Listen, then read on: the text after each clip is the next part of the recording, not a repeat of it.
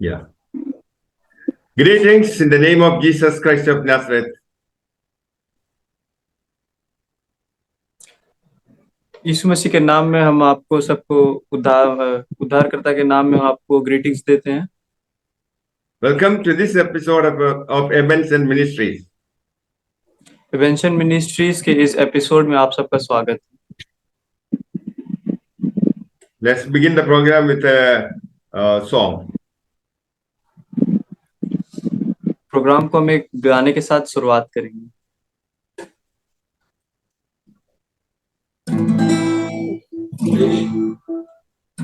आके देखो सारे लोग, मेरा यीशु जिंदा है। वो जगत का उद्धार करता, पापी को बचाता है। आके देखो सारे लोग, मेरा यीशु जिंदा है। वो जगत का उद्धार करता, पापी को बचाता है। स्वर्ग को छोड़कर पृथ्वी में आया, मानव से इतना प्रेम किया। मानव के बदले क्रूस उठाकर क्रूस पर बलिदान हुआ। स्वर्ग को छोड़कर पृथ्वी में आया, मानव से इतना प्रेम किया। मानव के बदले क्रूस उठाकर क्रूस पर बलिदान हुआ। आके देखो सारे लोगों, मेरा यीशु जिंदा है। वो जगत का उद्धार करता, पापी को बचाता है। अंधों को वो आंखें देता, लंगड़ों को वो चलाता है। बीमारों को चंगा करता, मुर्दों को जिलाता है। अंधों को वो आंखें देता, लंगड़ों को वो चलाता है। बीमारों को चंगा करता, मुर्दों को वो जिलाता है। आके देखो सारे लोग, मेरा यीशु जिंदा है।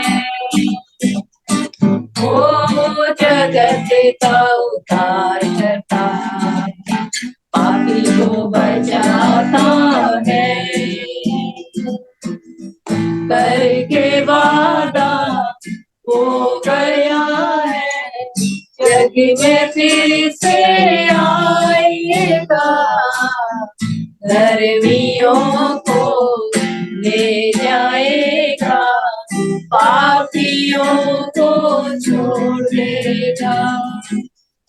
करके वादा हो गया है, जग में फिर से आएगा। धर्मियों को ले जाएगा, पापियों को छोड़ देगा। आके देखो सारे, मेरा यीशु जिंदा है। वो जगत का उद्धार करता, पापी को बचाता है।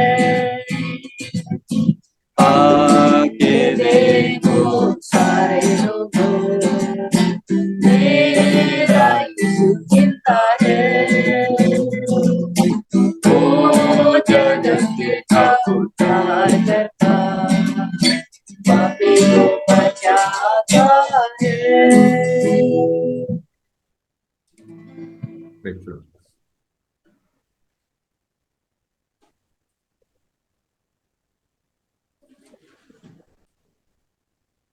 For today's meditation, let us turn to Romans chapter 8, verse 32. और आज के अध्ययन के लिए हम लोग रोमियो उसका 8 और उसका 32वां पद हम लोग पढ़ेंगे। He who did not spare his own son, but delivered him up for us all, how shall he not also with him freely give us all things? जिसने अपने निज पुत्र को भी न रख छोड़ा, परंतु उसे हम सब के लिए दे दिया, वह उसके साथ हमें और सब कुछ क्यों न देगा। The Bible says God so loved the world that he gave his only begotten son to die for sinners. और बाइबल हमें बताती है कि परमेश्वर ने अपने निज पुत्र को हमें दे दिया, और उसने अपने इकलौते पुत्र को हमें दे दिया ताकि जो कोई उस पर विश्वास करे वो अनंत जीवन पाए। Jesus redeemed the sinners by shedding his blood. और परमेश्वर ने जो अपने लहू को बहाकर सारे पापियों को क्या किया है, खरीद लिया है। To save the sinners, Jesus had to sacrifice his precious life. और पापियों को बचाने के लिए परमेश्वर को, प्रभु यीशु मसीह को अपना जीवन देना पड़ा। Cross is a place of exchange. और जो क्रूस है वो एक बदलने का स्थान है। It's a place where the sinners surrender their life. और क्रूस वह स्थान है जहां पर जो पापी होते हैं वो अपने जीवन को वहां पर त्याग देते हैं। The sinner confesses his sins to God. और जो पापी होते हैं वो अपने पापों का अंगीकार करते हैं वहां पर, And God will forgive him. और परमेश्वर उनको क्षमा कर देता है। And God will impute the righteousness of God to the sinner. और जो परमेश्वर अपनी जो धार्मिकता है वो पापियों के अंदर डाल देता है। So here what we find is an exchange of sin for the righteousness of God. और हम लोग यहाँ पर देखते हैं जो पाप है वो परमेश्वर की धार्मिकता से बदला जा रहा है। So if a person believes that Jesus Christ died for his sins will be forgiven. और यदि कोई पापी विश्वास करता है कि परमेश्वर उसके पापों के कारण मरा, तो उसकी जो परमेश्वर की जो धार्मिकता है वो उसके अंदर आ जाती है। All his sins are washed by the blood of Jesus Christ. और उसके जितने भी पाप होते हैं वो सारे प्रभु यीशु मसीह के लहू के द्वारा साफ कर दिए जाते हैं। And he is accepted as a son of God. और वो परमेश्वर के पुत्र के हिसाब से उनको देखा जाता है फिर। So the righteousness of Jesus Christ is credited to the repentant sinners. और जो परमेश्वर की जो धार्मिकता है वो पापी के पश्चाताप से जुड़ी होती है। And Jesus did what all things required for the salvation of human beings. और परमेश्वर ने वो हर चीज की है जो एक मनुष्य के उद्धार के लिए जरूरी होती है। Jesus said, "Tetelestai," or it is finished. और परमेश्वर ने जब उस क्रूस पे कहा था कि मतलब सब कुछ पूरा हुआ और सब कुछ समाप्त हुआ, That means what is Jesus fulfilled the requirements of salvation. और इससे हम लोग को ये पता चलता है कि यीशु मसीह ने जो उद्धार के लिए जो जो चीजें लगती हैं वो सब कुछ पूरा किया है। In the history of some of the countries, we find prisoners were imprisoned. और हम लोग सऊदी के हम लोग कंट्रीज में जब मिडिल ईस्टर्न कंट्रीज में हम लोग देखते हैं तो वहां पे जो जेल होते हैं उनमें कैदियों को रखा जाता है। So if a person is imprisoned for 5 years, that will be written outside of his cell. और जैसे ही वो अपने उसको जो जिस भी समय के लिए उसको जेल में रखा जाता है उसके बाद उसको छोड़ दिया जाता है। If he wants to be released from the jail, he should pay a specified amount of money as a penalty. और यदि वो अपने समय से पहले छूटना चाहता है तो उसको एक अमाउंट उसको पे करना पड़ता है वहां पे, तब जाके वो वहां से बाहर निकल सकता है। If somebody has mercy on the prisoner and he is ready to pay, say, 5 lakhs of rupees on behalf of the prisoner will be released. और यदि कोई उस कैदी पर अगर कोई दया करके उसकी जो पेमेंट होती है, जैसे कि मान लीजिए 5 लाख रुपया है, अगर वो उसे भर देता है तो वो उसे छोड़ देते हैं। So everything required for his release is completed. और जो भी चीजें जरूरत होती है उसके रिलीज के लिए, उसको छुड़ाने के लिए, वो सब चीजें भर दी जाती हैं। So on payment of the specified amount, the person will be released from jail. और उस पर्टिकुलर उस जेल की जो भी मतलब जो किस्तें होती हैं वो सारी भर दी जाती हैं। So this is what Jesus did on the cross. और यही वो चीज है जो परमेश्वर ने उस क्रूस पर हमारे लिए किया। Our sin is a debt to God the Father. और हमारे जो पाप हैं वो मृत्यु लेके आते हैं परमेश्वर की ओर से। We are in the grip of Satan is because of our sin. और हम लोग जो है वो पाप की जकड़ में है, वो पाप जो शैतान हमसे करवाता है। Sin must be punished. और जो पाप है उसकी सजा उसको मिलनी चाहिए। The reward for sin is death. और जो पाप का जो प्रतिफल होता है वो मृत्यु होती है। Jesus took our punishment in his body and set us free. और प्रभु यीशु मसीह ने अपने शरीर में उसका जो पनिशमेंट है, उसकी जो सजा है, वो उन्होंने अपने शरीर में ली और हमें आजाद कर दिया। So the believers are credited with the righteousness of Jesus Christ. और जो भी उन पर विश्वास करते हैं वो परमेश्वर यीशु मसीह के उनसे जुड़ जाते हैं अपने विश्वास के द्वारा। So the Bible says, God who did not spare his own son, but delivered him up for us all, how shall he not also with him freely give us all things? और वचन में हम लोग पढ़ते हैं, जिसने अपने निज पुत्र को भी न रख छोड़ा परंतु उसे हम सब के लिए दे दिया, वो उसके साथ हमें और सब कुछ क्यों न देगा। 2 Corinthians 5:21. और हम लोग देखेंगे कि दूसरा कुरिन्थियों उसका 5:21। Him who did not know sin, he made sin on our behalf, that we might become the righteousness of God in him. और यहाँ पर लिखा है, जो पाप से अज्ञात था उसी को उसने हमारे लिए पाप ठहराया कि हम उसमें होकर परमेश्वर की धार्मिकता बन जाएं।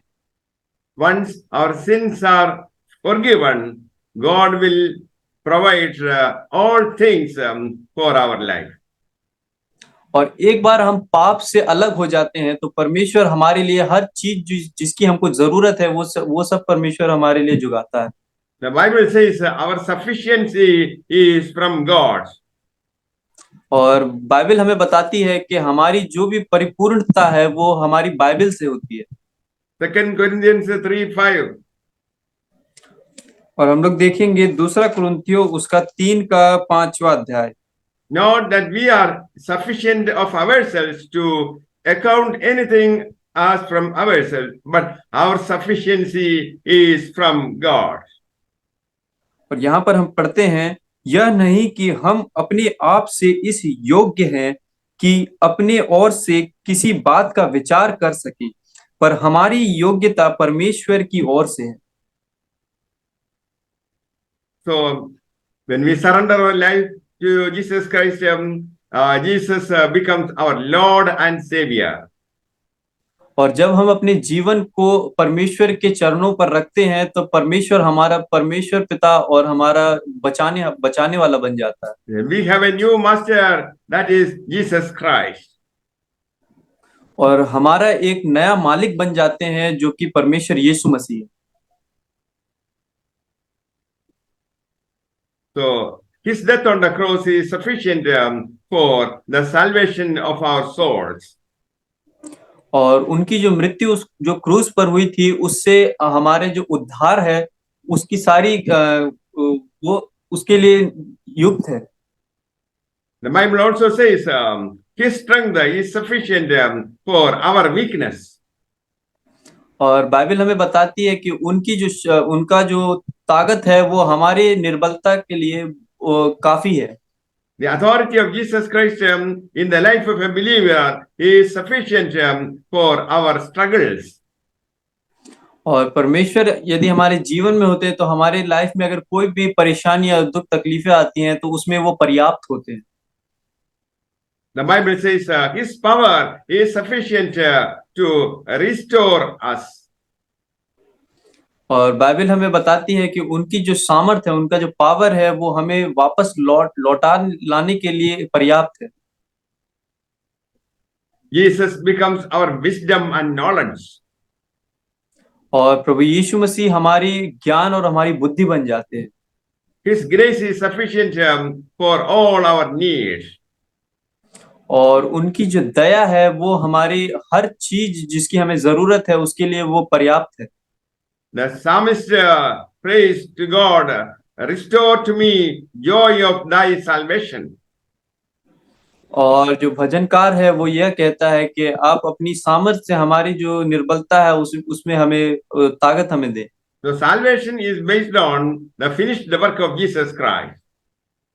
और जो उद्धार है वो परमेश्वर पिता के कामों को खत्म करने के द्वारा हमें मिलता है। We will never be sufficient of ourselves. और हम कभी खुद से उस काबिल नहीं बन पाएंगे। Without Jesus Christ, we are incomplete. और प्रभु यीशु मसीह के बिना हम क्या है, हम अधूरे हैं। When Jesus becomes a part of our life will be perfect. और जब परमेश्वर हमारे जीवन का एक हिस्सा बनता है, जब परमेश्वर हमारा जीवन बनता है तो हमारा जो जीवन है वो एक तरीके से परिपूर्ण हो जाता है। And Jesus becomes the source of all blessings. और प्रभु यीशु मसीह हर आशीष का स्रोत बन जाते हैं। So we shall not lack anything. तो हमें किसी भी चीज की घटी कमी नहीं होती। Goodness and mercy shall follow the believer.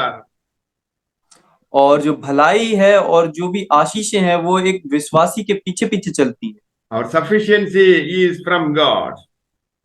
और जो परिपूर्णता है वो प्रभु यीशु मसीह के द्वारा हमारे पास आती है। So Jesus carried the cross on behalf of the sinners in the world. और प्रभु यीशु मसीह ने उस पापी की जगह उन्होंने वो क्रूस को उठाया। Jesus declared, it is finished, oh tetelestai. और जब प्रभु यीशु मसीह ने कहा कि ये समाप्त हुआ तब उस जगह पे वो पेमेंट जो थी वो कंप्लीट हो गई। That is the victory that is the voice of a champion. और ये जो बात है ये एक विजेता ही बोल सकता है। Jesus accomplished his mission.